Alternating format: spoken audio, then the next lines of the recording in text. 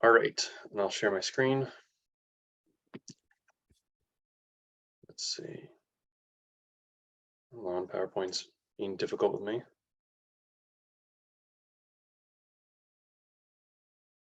Wonderful time for PowerPoint to freeze. There we go. All right.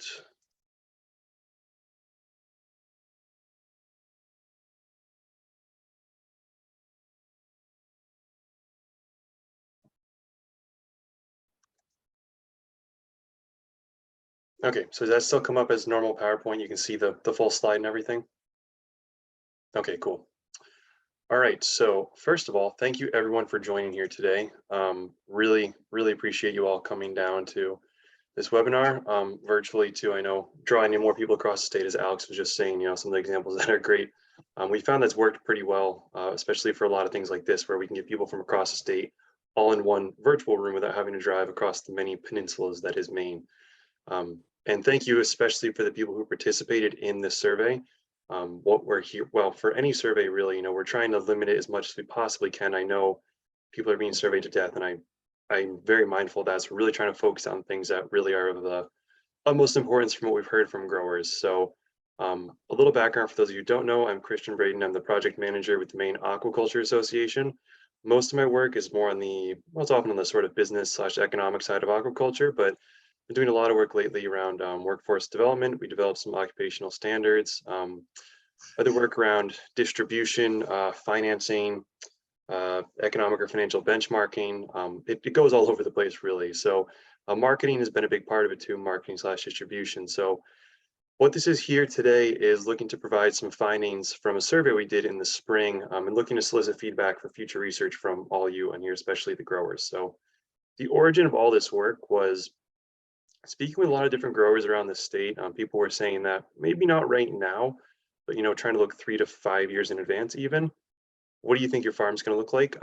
And what concerns exist for you? So a lot of people had said that they were thinking they were going to probably be expanding their farms in terms of even production on current site and also the reach of their product, even just for sales diversification. I think especially after COVID hit and being too invested in one area could be really tough. So the idea of saturation locally came up too, and it's been great to see demand just seems to be increasing beyond all expectations, which is wonderful for all Maine seafood, especially aquaculture products.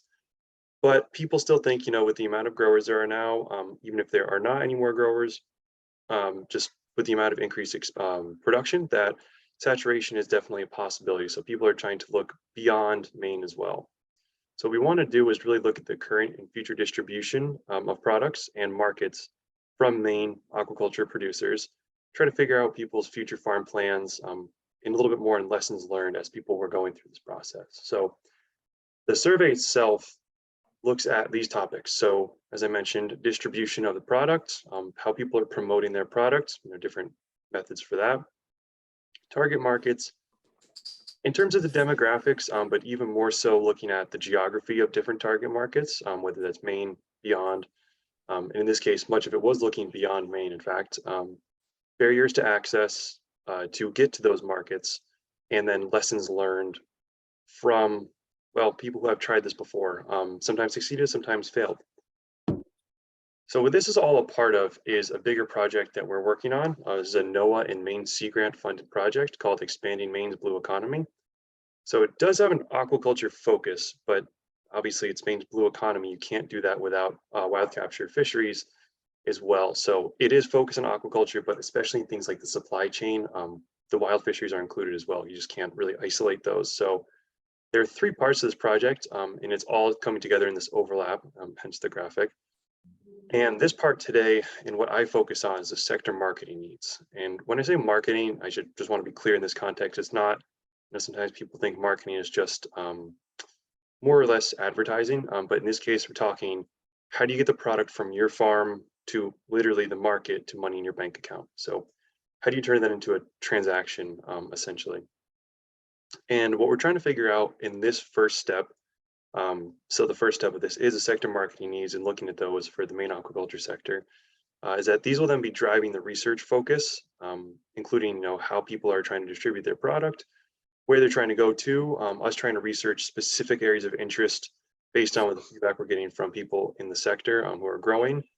And that will then feed into the supply chain logistics part, which is looking at, okay, cool, people want to target market X. How do people work on getting their product there? Or are there different ways that we can work with, say, the wild seafood sector, wild capture sector, and getting product out there? And the other part it'll feed into is, and that's supply chain logistics part, is being led by Dr. Kanai Takunaga at Gulf of Maine Research Institute. And the last part it's feeding into is looking at the consumer preferences. So that will be a national survey led by the UMaine School of Economics that will be looking at these specific areas. It's a national survey, but trying to focus on, say, some particular areas. And that's why we're really looking forward to grower feedback on this and trying to figure out what it is people are looking for in terms of the product, maybe different qualities they're looking for. Why are they looking for those certain things, or maybe they're willing to pay more for certain things? Why may they prefer Maine oysters, for example, versus other oysters? So really trying to drive all that. And again, the findings of this are guiding that, but really any more feedback is very much welcomed in general on what we found in here, and I'll be showing you, but also in general for areas of particular interest to you.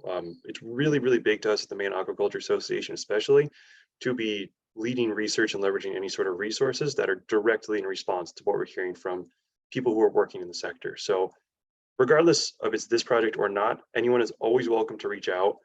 Even sometimes just we've had people reach out for certain ideas and we can direct them to funding, or it's most of the funding for the projects we have gotten has been from conversations we have with people about certain needs they have and things they're looking for. So we're always trying to work together with the sector to try to advance, make life better for you working in the sector and try to make it hopefully a little easier to earn that next dollar. So the team for this project is, again, myself on here, the Maine Aquaculture Association. Technically, the PI of it is Dr. Caroline Noblet at the School of Economics at the University of Maine. Dr. Keith Evans is working on it as well, along with Alyssa Miller-Gonzalez, who's a grad student, and Giselle Silsby. Giselle is the one who made the tech report. Most of what you'll be seeing today will actually be from the tech report, so she gets a ton of credit for doing that. And she just graduated. I know if anyone's looking for a hire interested in aquaculture, she is very much hoping to stay in the sector, but just graduated and I don't believe has landed the job quite yet. Dr. Kanai Takunaga, as I mentioned, from Gulf of Maine Research Institute, is working on the supply chain logistics part. So again, that's just trying to figure out, really mapping out the supply chain for Maine across the country in many other ways through interviews and such. And she has some great experience doing that in Japan before. And then Carrie Kazor at Maine Sea Grant and Sam Belknap at the Island Institute, both of whom are working especially on the outreach side, and no doubt sort of some ground truthing for us, making sure we're staying on relevant with what we're doing, not missing anything. And they've been helpful in connecting us with other similar projects going on too. So to the survey itself, the survey is, it represents the sector. It's a sector-wide survey. So we targeted all of Maine aquaculture growers using data from the DMR leasing system. They gave us an update in late winter of 2022, and that gave us 226 LPA holder emails, 92 active leaseholder emails, and that yielded overall 72 responses. So after we pared it down, we realized that 226 LPA holders realistically is maybe 100 LPA holders. I'm sure as you're all familiar, it's not every LPA is necessarily linked to the person actually growing. But we did see probably, I'm going to guess it's roughly 100, add the 92, and we'll round up to roughly 200 emails of active farmers, we assume. So 72 responses out of that gave us about a 36% response rate, which is, we are quite happy with. Usually people are struggling to get about 20% in a lot of the work we're doing like this. So we're really happy with 36. It's one of the higher response rates I've ever seen in all the surveys I've done of this nature. So who were the survey respondents? Well, breaking it down in terms of what people were growing, and again, this was the growers who were targeted, it was mostly oysters, about 2/3 oysters, followed by seaweed, and then scallops and mussels. And also for these little numbers in parentheses on here, just to try to clear up any confusion, those numbers are just where they were listed in terms of on the survey. So you can basically ignore them. They're just on here. And so in order again, oysters followed by seaweed, scallops, mussels, and then finfish and other bivalve species. So mostly shellfish and seaweed seems pretty appropriate for what we've seen across the state.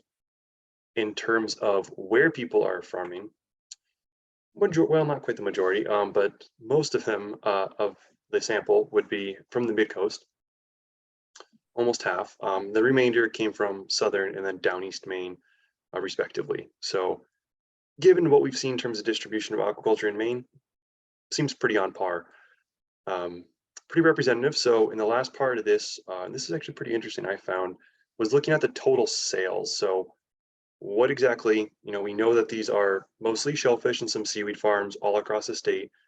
Okay, what do they look like? Well, mostly pretty small, pretty early. So a lot of pre or early revenue farms in that 0 to 25K revenue range. But it also went up to some more established farms, looking at that 500K plus. So you had a handful of farms in there, really quite the range on here. So it's interesting to see how that sort of plays out with data as we move forward. But yeah, so we found it was a pretty representative sample in terms of, this is gross. Thank you, Alice, or Alex, sorry. Yeah, that's gross. So looking at this, we had a pretty decent spread overall. And again, mostly shellfish all across Maine, mostly smaller farms, but some ranged a bit more developed too. One thing that was really interesting though, one of the first questions we asked was, had people tried to previously expand their business? And let's see, sorry, froze for a second. And not that many had. The majority of people had not previously tried to expand their business. So that will be, the laser pointing here. That's this brown section here on the side.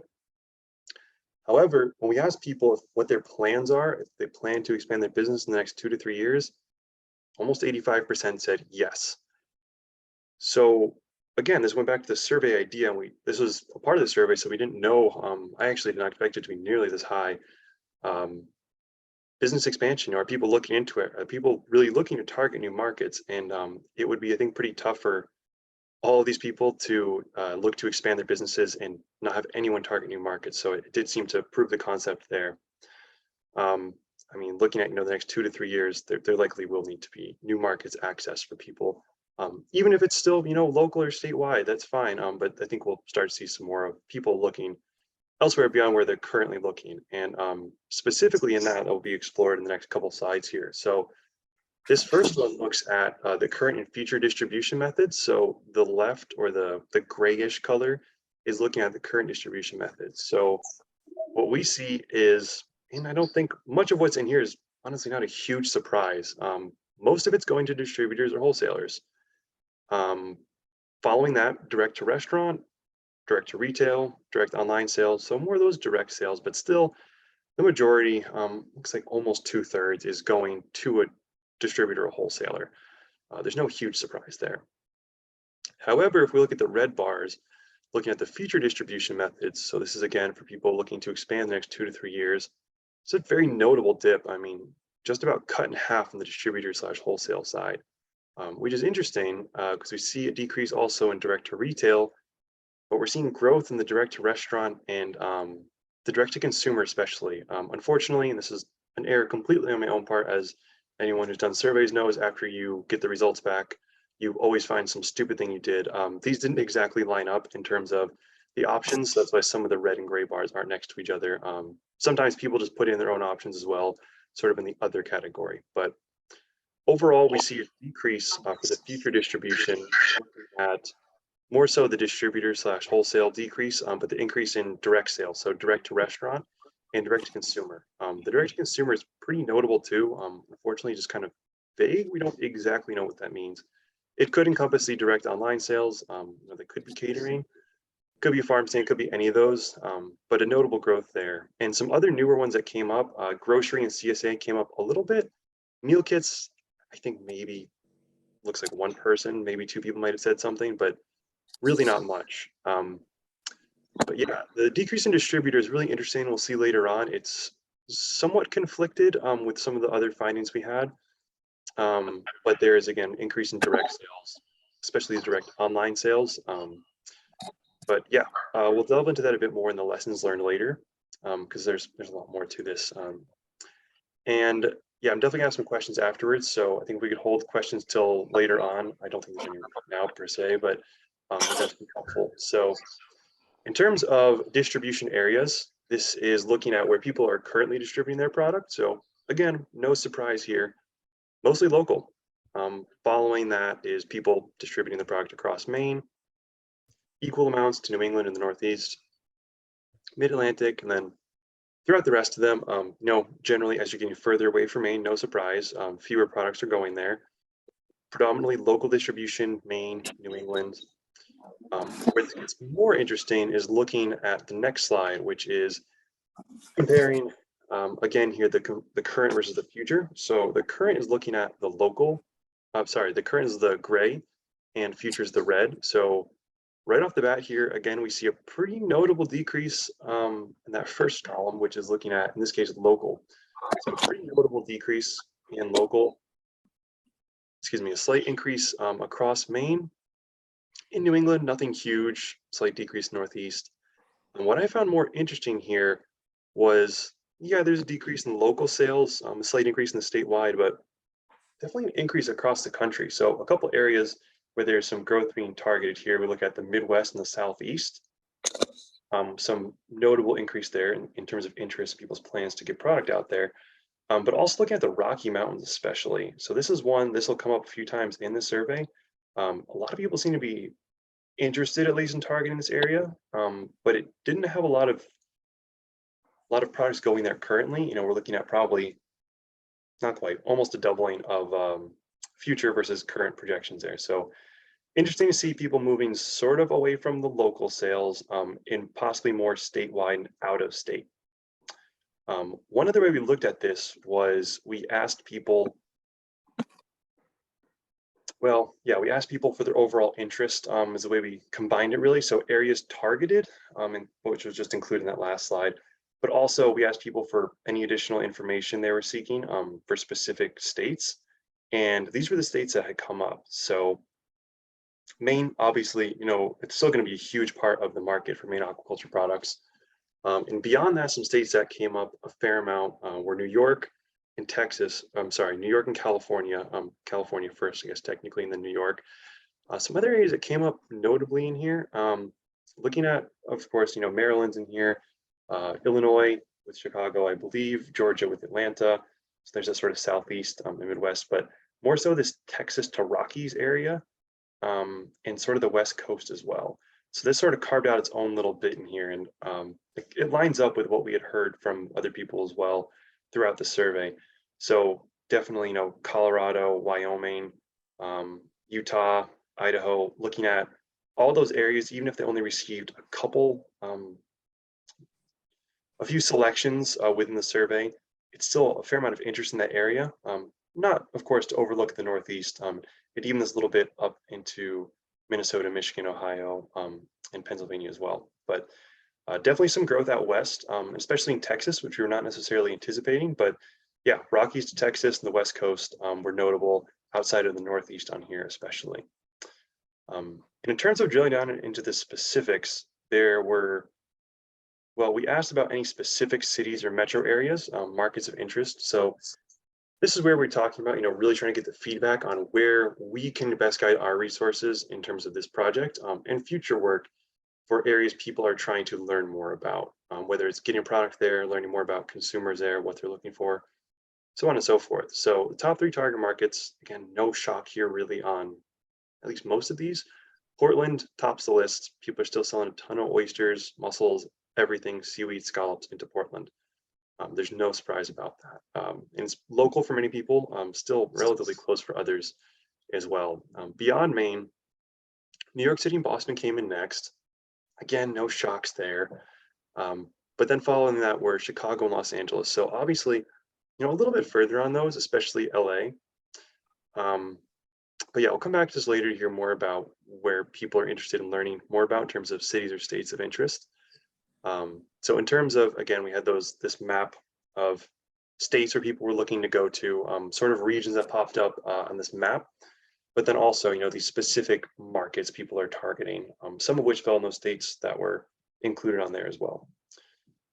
So one thing we were curious to learn more about too is for people who have especially tried to do this before, what are some of the barriers to markets for those who have tried or have considered it, which is most people we learned.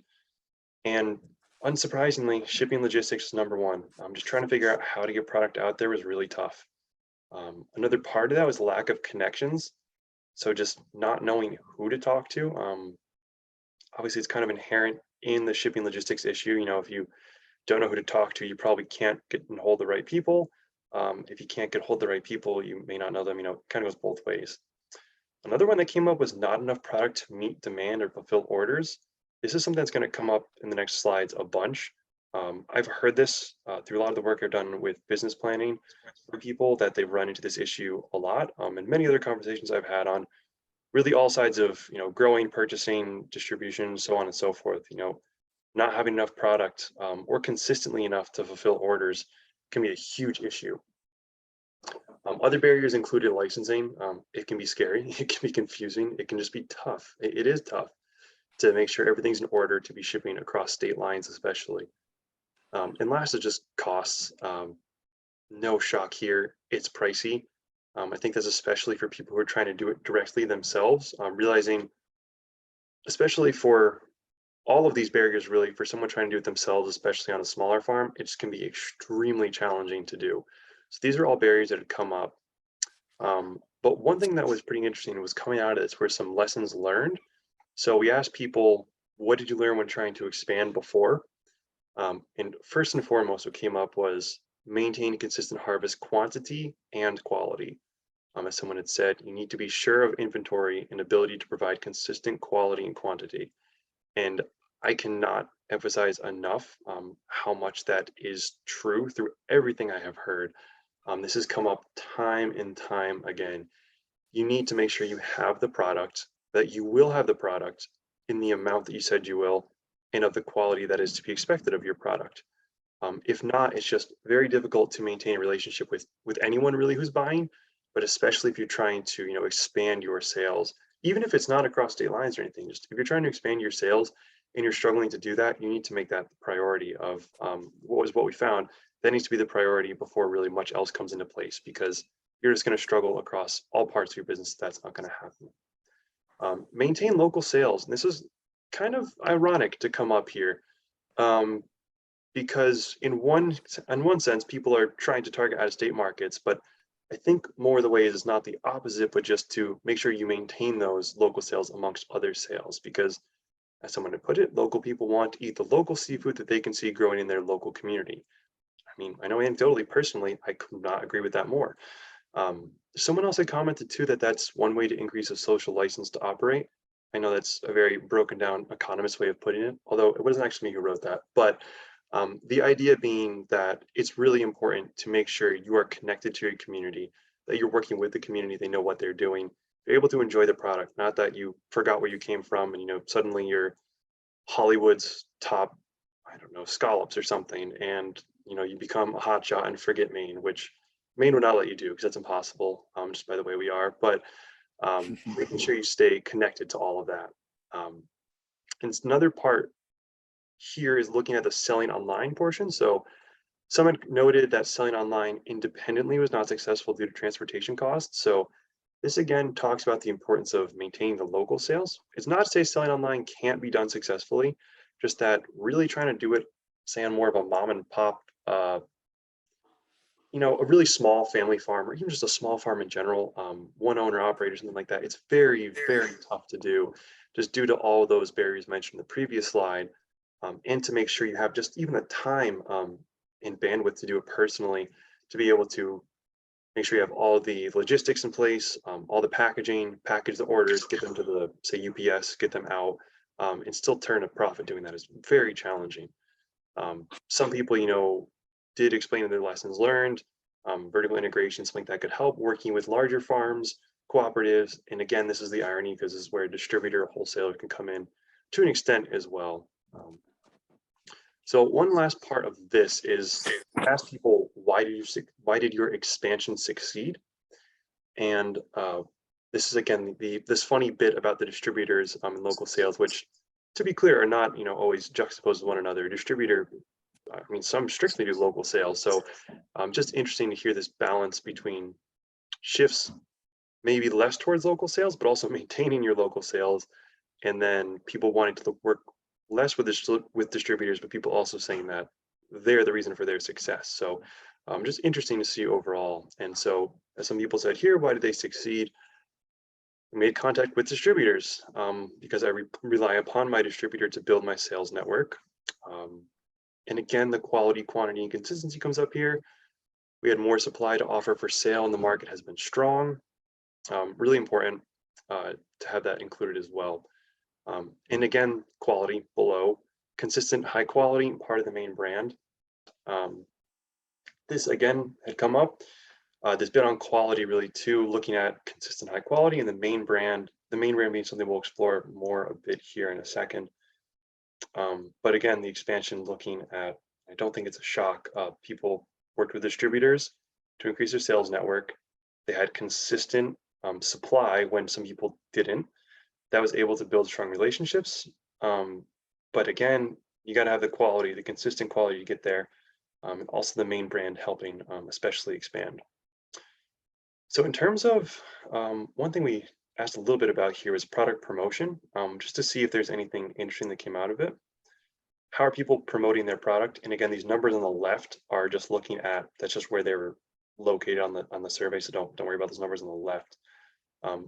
Predominantly people use social media as expected. Their own website for marketing or promotion, I should say. Email, paid targeted ads and social media were there, traditional media to an extent. But the other was quite interesting in that it included some people who used a salesperson, several use personal contacts or just word of mouth. Some people were doing direct calls to restaurant to promote their product.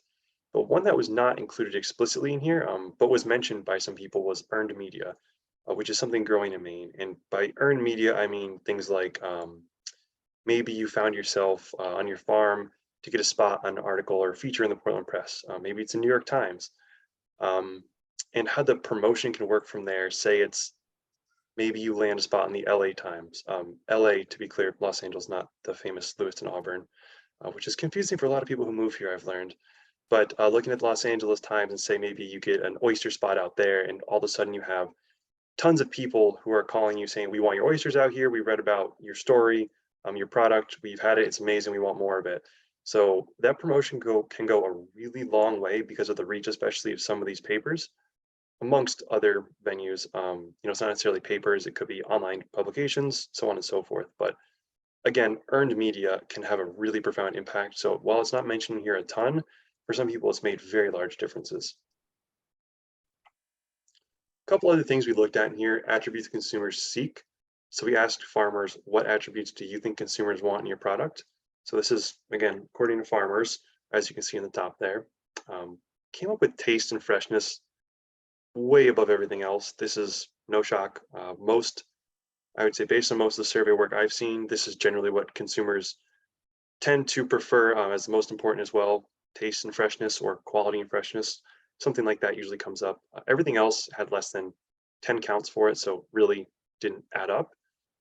Last thing on here is asking people how they differentiate their product. So many people said quality, something that came up again, as you've seen many times, making sure people highlight the quality of their product and maintain good, consistent quality. And that's how they differentiate. For others, it's the cold water, the clean water, the color of the product itself, quality and cold, clean water. I've heard it a million times. It sells, that's great. That's, again, no shock here. And locally grown, a specific location, maybe a low impact or sustainable method, family owned farm, farm story, things like that. These are all mentioned as sort of the third tier of things in here. So that's how people differentiate. It seems like first and foremost, I have a good product. It's quality. It comes out of cold water. It's clean. And this is, again, goes to the previous slide and looking at taste and freshness. So it's high quality, it's fresh, it's safe, it's out of cold, clean water. And then the second tier of it seems to be of the differentiation, looking at how it's grown. How did you grow it? Where is it grown? Using what methods? What's the story? So quality product is right up front. And then after that, it's okay, why my product? Beyond the fact that it tastes good, of course. Very last thing to mention on here is looking at, and this is where I talked about the Maine brand. So product origin labeling, this comes from something we've been looking at a fair amount. The idea of terroir, kind of looking like terroir with wine, but trying to see how it could play out for different Maine aquaculture products. So, the idea of terroir from France, for example, where they have, it's a French wine from a certain region, from a certain department, from a certain town, from a certain winery. There's a lot of levels there, no doubt. Not to say we should have all of them, but there's just a big question around what's the best way to do this labeling out of state. So we asked what people are currently doing, and I think because the majority of sales are local or in-state, Maine was not number one, because it's kind of like, well, yeah, it's from Maine. So it probably within Maine focuses a bit more on the watershed or Bay River, as we see. So say, for example, maybe people are selling their products as, say, maybe it's a Damascota or Bagaduce Oyster or something like that. Region, that's, like down east mid-coast, that was mentioned much less. Specific island, some people mentioned, several people mentioned their farm as well. But the question really remains for us is out of state, what is the best way to look at this? So out of state, is it going to be a Maine oyster sells the best? Kind of like, say, Maine lobster, do you ride the coattails, I guess, lobster tail of that brand? Or do you look more at the Damascota side or something like that, where there's a specific watershed that you're talking about, and that's the way it goes? And this might be different, maybe in the Northeast, it starts to break down where people know, oh yeah, I know the Maine oysters. I want a Sheepscot River, Sheepscot oyster, something like that. We're really trying to figure that out. We don't really know right now. So this is the first time we've seen this really assessed, how people are labeling their product. It's something we're really curious to hear what people think will be doing better outside of Maine, as again, it appears from all of this that people are going to be expanding their farms, and very much the interest to grow in product distribution outside of Maine exists. So people are looking to move their product outside of Maine. So really, what is the best way that we can all work together and not compete with one another necessarily, but just making sure that people are labeling their product in a way in which it will be the best for not only the state and everyone growing as a whole, but for each individual farm. So with that, I will close this all on the survey front, and leave some audience questions I have. So again, especially from growers, for anyone, I'm glad to try to answer any questions on the slides. I'm very open to feedback on all of this too. As I said, this is step one of the 3 steps. So the supply chain and consumer preferences work coming after this as well. But especially from growers, I'd really love to hear, your reactions to, say, these slides. Also to know if there's any regions, states, or cities of interest that you'd like us to look into, or any ways from anyone, how to help overcome certain barriers to reach new markets, how to help determine Maine products are labeled out of state, and any other topics for further exploration or research, whether it's related to this specifically, or even if it's not, just always glad to hear it. So I'll leave these up right now, and I'll try to, let's see, can I do this so I can look at people's hands? If you want to raise hands or something, if anyone has questions. If not, feel free to just go right ahead.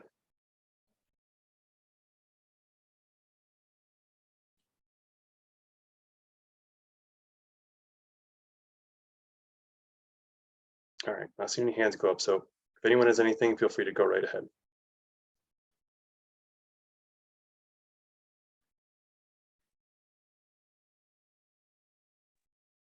I'll jump in if I may. I have a very small scallop operation on a couple LPAs in Casco Bay, and it's not optimal at all. It's in shallow water. We're getting hammered this summer because of the heat, we believe. But the issue for scallops is you have to shuck them at sea, or you can sell them whole if you do the water quality testing. And for an operation our size, that is prohibitively expensive.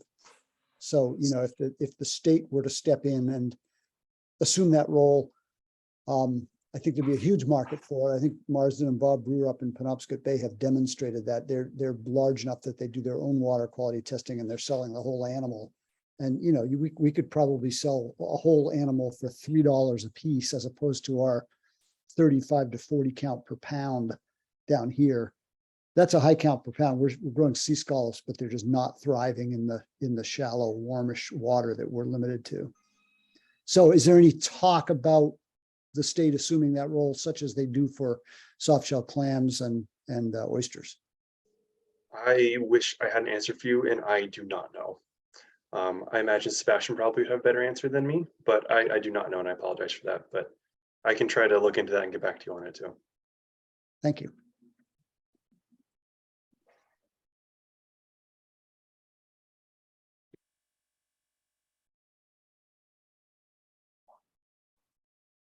Jonathan, are you talking? I believe at least I cannot hear you. Can anyone else hear him? No. Oh, no. Yep, you're good. Okay. Wrong microphone. I was going to ask something also about scallops in terms of marketing outside of the farms themselves. And we've noticed in selling the product that we sort of do run into a barrier occasionally in having to go through the explanation of why water quality monitoring is required for that specific product, and if it's not, then what else can you do with it? And similarly, I was wondering if there's ideas or plans for a collaborative marketing campaign, either from the state or any of these organizations, to help spread awareness about what to expect when encountering some of these products that are new to a lot of the chefs and distributors that are buying them. Yeah, that's a great question. There are, I know, several different organizations working on this right now. We have every few months, Carrie Kazor leads what's the title? It's the Maine Seafood Marketing Roundtable. So a bunch of people working on this. And specifically, I think, I'm forgetting the exact name right now. There are a couple different ways that people are trying to acquire funding for a statewide seafood marketing effort, of which that would absolutely be included. So that would be not only aquaculture, but seafood as a whole. Similar to how, lobster has a marketing fund and such, it would be similar to that. And I'm not sure, does anyone else on this call know the finer details of that? I know I've heard people applying for it, and there's been talk of it, but I don't know if there's been any progress made. I'm not sure if any of that DMR funding has been going towards that. Does anyone have any updates on that? Wasn't sure, Alex or Emily, if you might. I'm so sorry, I don't. I would love to know the answer, and I'll ask internally to see if I can find anything. I just put a note to myself to ask Carrie about that. So sorry about that. No worries. Emily? I know that DMR has a seafood marketing website that they've been promoting, and they plan on continuing to build it up. But there are some other initiatives going on. Yeah, I can also say it's not quite well, it is a statewide effort, but we're also doing a bunch of, especially Afton right now has been doing a lot of work with the media and working with that sort of earned media angle. So about Maine aquaculture products in general, especially newer ones. So yeah, for any questions too, I say definitely reach out to her, because if she can't help specifically, she could probably put you in contact with people on a farm to farm basis, especially. But yeah, we're trying to do all that we can. And she could speak to that much better than I could about promoting Maine products in aquaculture, and especially some of the newer ones too. But you bring up a great point, Jonathan and Ralph, about the safety aspect, and I'm going to ask more about that too, because I've heard it come up a number of times, and I don't know exactly how that's working to be resolved right now.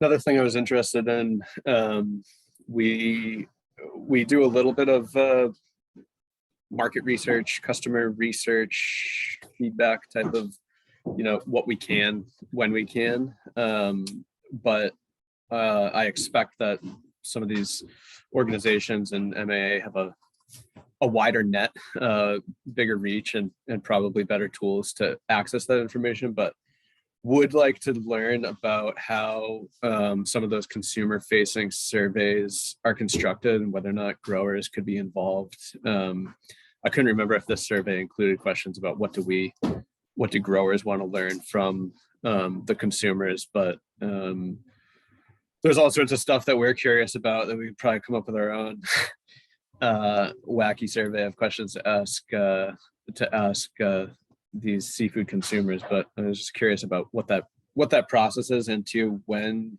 you might expect some of those results to come in, because I was very curious about that data. Yeah, that is currently underway, in development, I should say. So the UMaine team is working on that right now.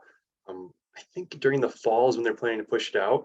But yeah, I mean, they would be glad to have input from growers, especially. So I'd be glad to put you and anyone else who's interested in contact with them directly, and try to work with them as much as they can. Because, you know, it's as much as they love aquaculture and are passionate about it and research it a bunch, they work on a ton of different projects too.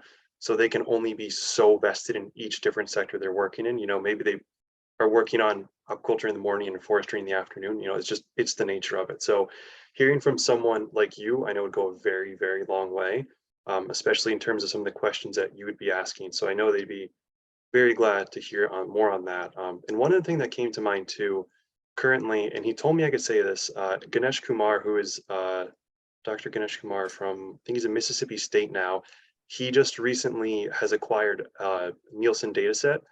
And he said for anyone in Maine who has UPC scanner data, he can run a full report on it. So it's only the retail level, but he has the full data set for seafood products sold in the US, both imported and domestic, but he needs the UPC code in order to run a report on it. But he's offered that he has him and Jonathan Van Senten from Virginia Tech have a postdoc who's working on it, funded by the Southern Regional Aquaculture Center. And I think it's like something in the millions of entries. It's mind blowing. It actually broke his computer, not like crashed it, it broke his computer. So it is a massive data set, and he's willing to help anyone in Maine. He's been very, very open about it. And so if anyone has any sort of UPC data they're trying to look up and track exactly where their product's going, who it's being sold to, he said he's happy to run reports on that.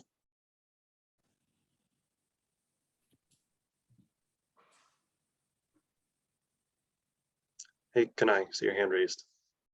Yeah, I have a question maybe to you and then probably everyone else on this call. So I've been interviewing the dealers and retailers dealing Maine harvested seafood products. And when it comes to aquaculture products, especially oysters, they mentioned that their challenge is not that they can't find buyers, but it's the fact that they cannot get enough of what consumers want. And so I'm curious if you, from the survey and from everyone's experience, you know, how can farms go about reaching out to those dealers? How do they build relationship with the people who can connect the farms growers to the consumers? I wonder if you can offer some insight there.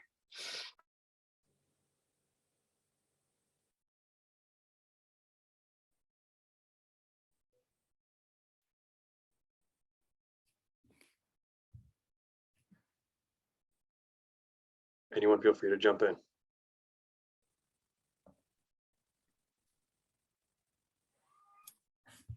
I mean, I would say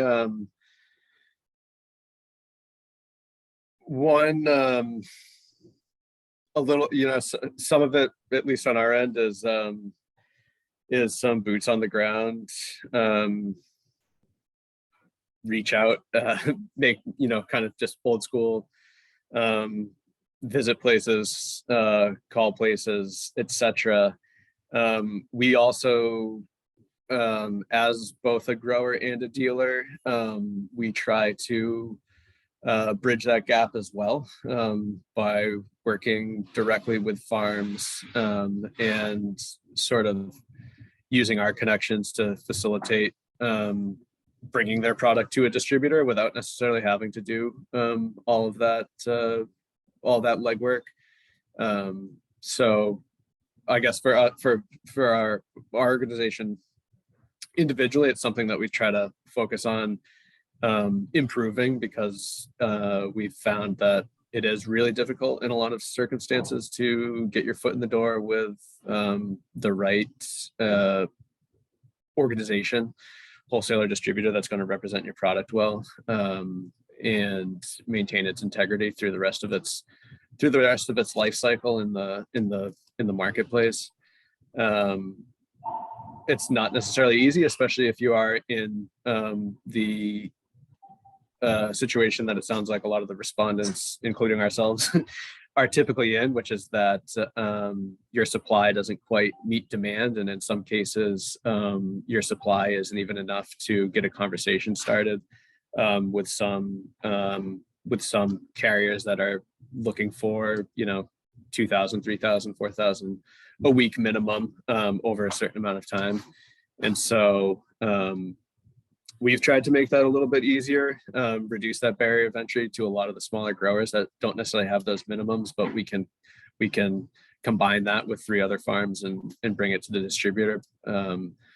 But I'd say that industry is currently, it's pretty closed off. It's pretty hard to access information. It's pretty hard to find the right person's phone number. And so that's taken quite a considerable amount of time and effort.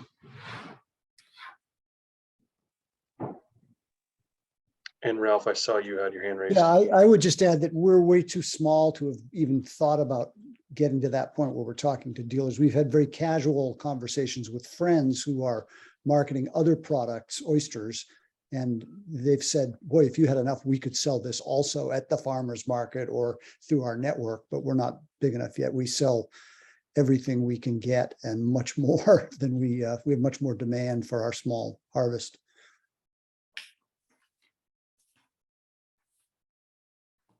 Thank you both for sharing. Appreciate it. Welcome. So from the chat, we have Alex asking, does Maine have a seafood/distributor/retailer trade show to build relationships specifically geared towards aquaculture? And Alex, as far as I know, there's not a Maine specific one. There's the Boston Seafood Show that might not be the exact title, but Boston Seafood Show, I think generally serves this purpose. I don't think there's anything specific to aquaculture. Emily, do you know if there's anything more? Oh, not really. I know that the Maine Center for Entrepreneurs did their first product showcase this year in Portland, and it was a combination of seafood, aquaculture, and food companies, food and beverage companies.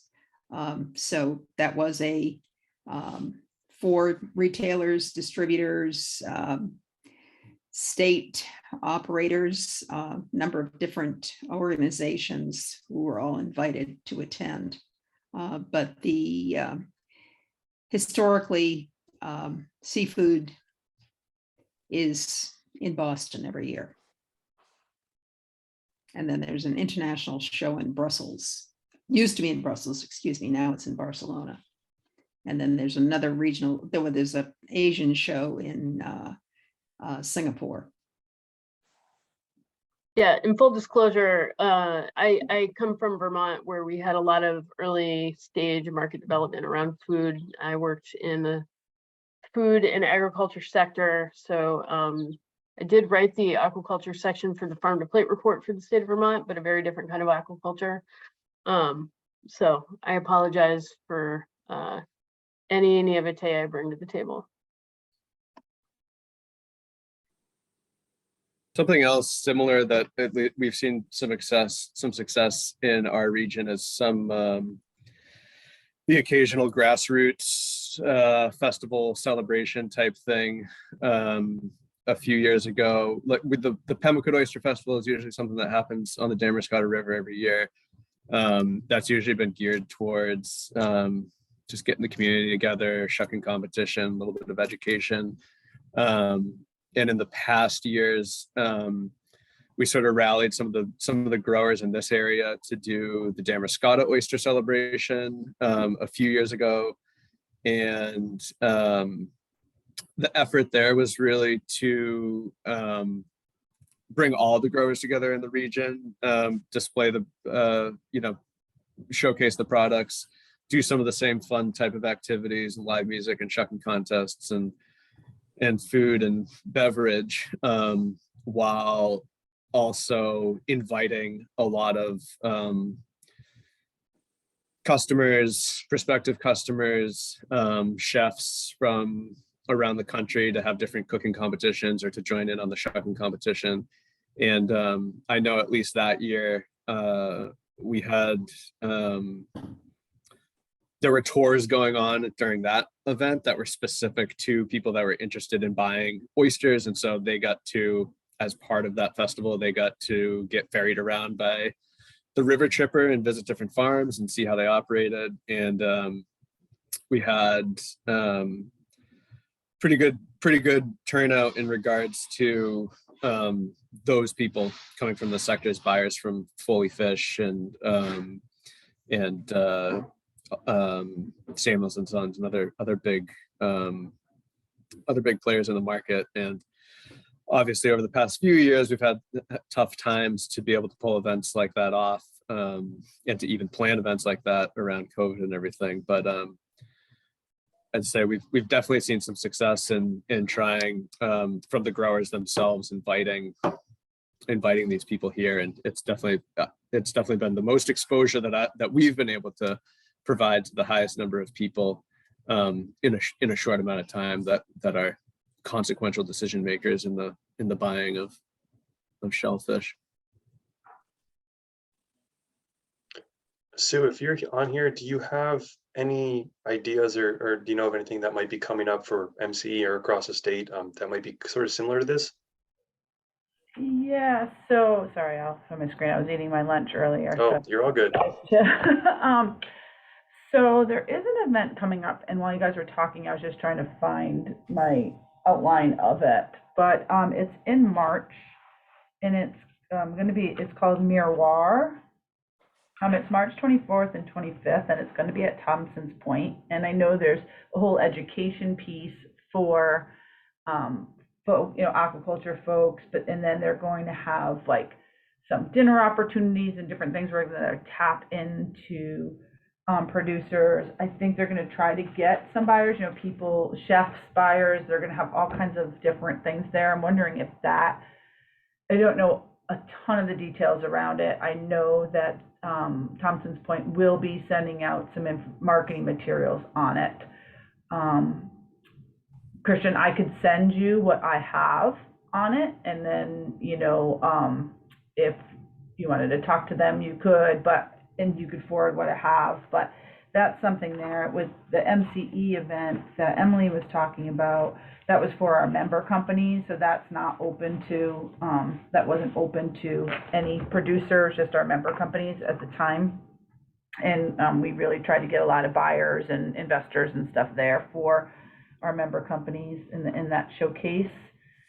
But to Jonathan's point, I think a lot of people do some organic grassroots stuff, more so a lot of it with consumers, right, Jonathan? I think more so than buyers, I'd say. But, you see Mere Point Oysters has done some stuff. I'm in Brunswick, with Flight Deck, so I think there's ways to kind of get out and get consumers to hear about your products, but not a lot in terms of buyers other than the seafood show, I think.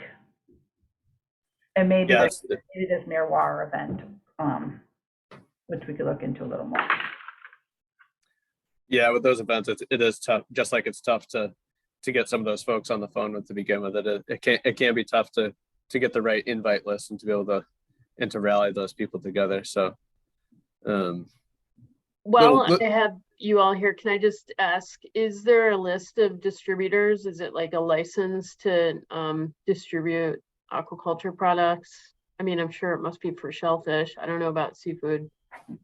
Just wondering if there's a list of distributors or buyers, sort of like middle supply chain. Yeah, there is. Sorry, go ahead, Jonathan. Yeah, the closest thing I know to that is the FDA's shipper list. Anyone that has a dealer's license, a shell stock shipping license, appears on there. So it's a pretty big list. Yeah. It's a big list even for the state of Maine. But and so nationally, it's a massive list. But it can certainly be a resource to help be some weeding through to find the ones that are worth the call. But it's out there. Thank you.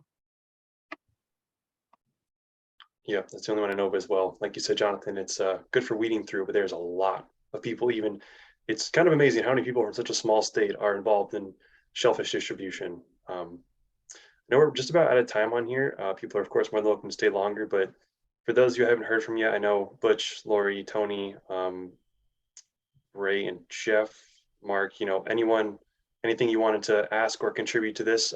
By no means am I trying to put you on the spot. Just want to make sure you have an opportunity. If there's anything you'd like to bring up.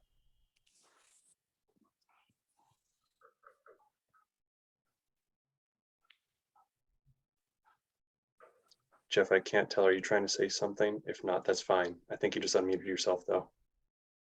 I didn't say anything. Oh, okay. I don't know if you can hear me. Yep, we can hear you now. Okay, no, I thought that was good information. I think it'd be nice if we had a little more practical application of available distributors. I mean, it seems to me that everybody wants a distributor and it's hard to find them. So what exactly would that look like to you, Jeff? Like a guide or like a written list that could be distributed, something like that? I guess so, or yeah, that probably combined with some sort of a social event that had some presentations and some time for interaction, so that we would know these distributors are interested in talking to us rather than chasing around 30 possible contacts and not coming up with anything. Yeah, absolutely. It sounds like a great idea. Well, yeah, thank you for that. We'll try to find some way to make that all work. I do believe Coastal Enterprises Incorporated, or CEI, had, I want to say like 2015, put out a seafood distributors list, but I'm not sure if it's still live on their website.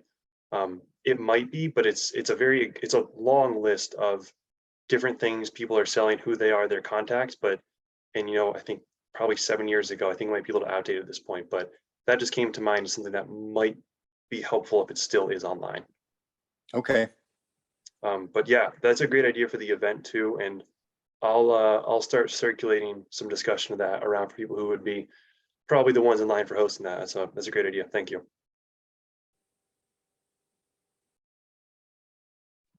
Yeah, I'll just say that the state of Vermont, I mean, not the state as in the government, but Vermont Farm to Plate Network and Vermont Fresh Network did a series similar to that. And it was like a speed dating or matchmaker, an event between distributors and producers. And, with some success. So there's definitely a good model for that, in case anybody didn't know about that.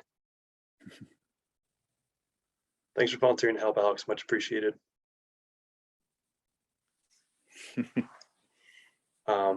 Anyone else have any other comments, questions, feedback? I know we're just about, I think, might even be past the hour at this point. Yeah, we are.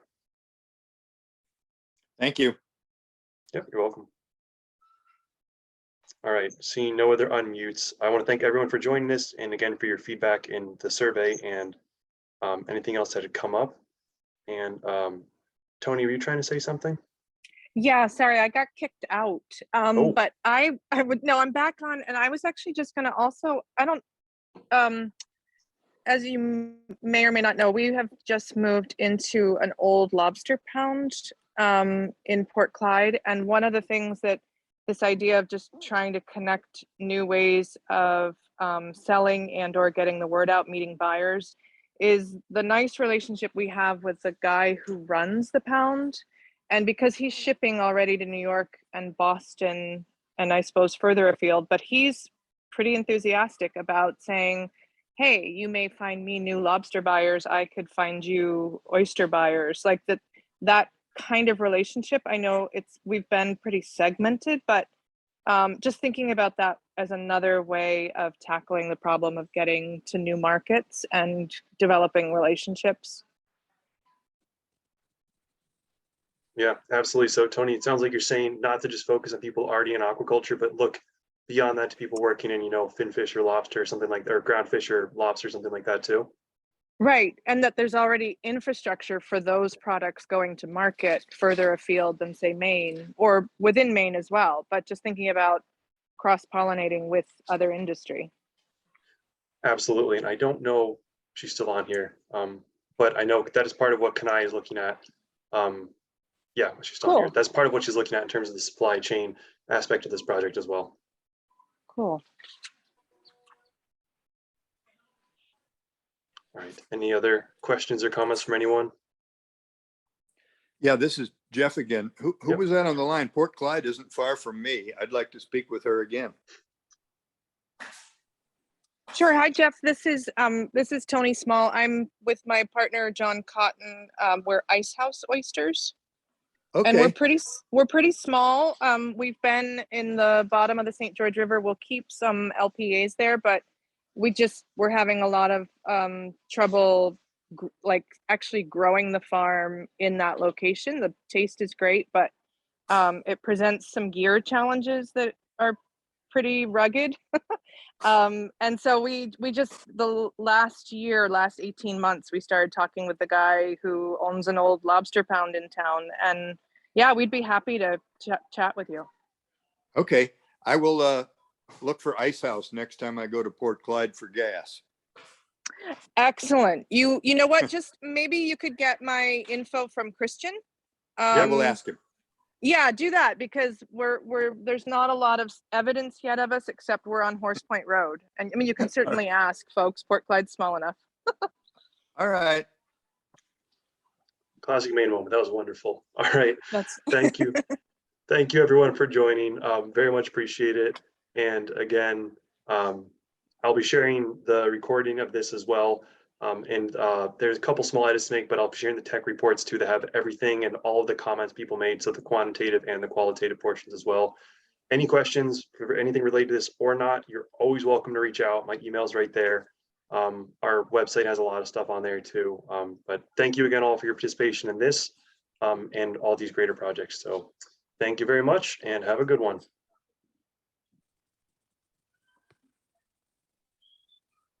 Thanks, Christian.